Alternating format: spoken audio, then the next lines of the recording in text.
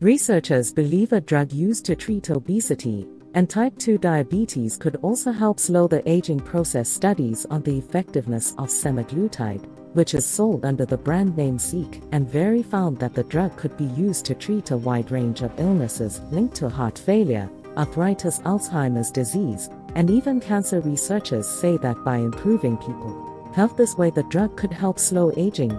But is it too good to be true? Here's Professor Brian Williams, the Chief Medical Officer at the British Heart Foundation. Well, I think what they were really getting at was, if you look at many of the diseases and conditions that are associated with aging, the common ones are heart disease, stroke, dementia, cancers, etc.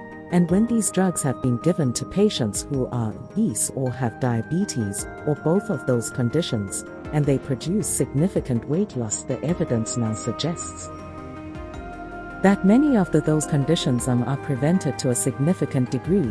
And obviously we're very excited at the British Heart Foundation that we see a significant reduction in heart attacks and strokes and hospitalization for heart failure. And when we're talking about significant, we're saying about a third of the cases that would otherwise have occurred are being prevented with this kind of treatment. So that's what they mean by the aging process itself going beyond that.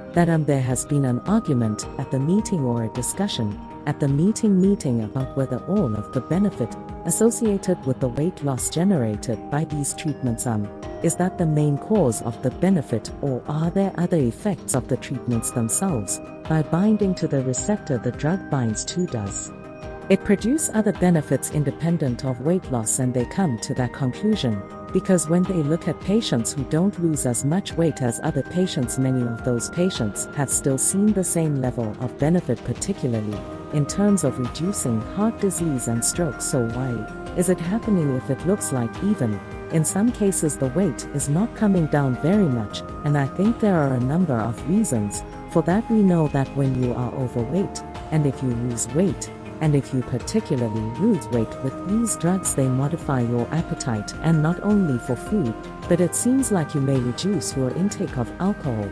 You may also, if you smoke, reduce your smoking habit. So that's a fascinating observation that's come out of many of the trials. So obviously they would have a major impact on reducing risk. There's also evidence being presented at the meeting that these injections that induce weight loss also produce significant reductions in blood pressure. And obviously as a consequence of weight loss, we see reductions in cholesterol. We see reduced risk of getting diabetes. The patients become more mobile and more active. So there are many facets of all of those things: stopping smoking, reducing alcohol intake, reducing weight, becoming more active, taking more exercise, and of themselves will help reduce the burden of cardiovascular disease.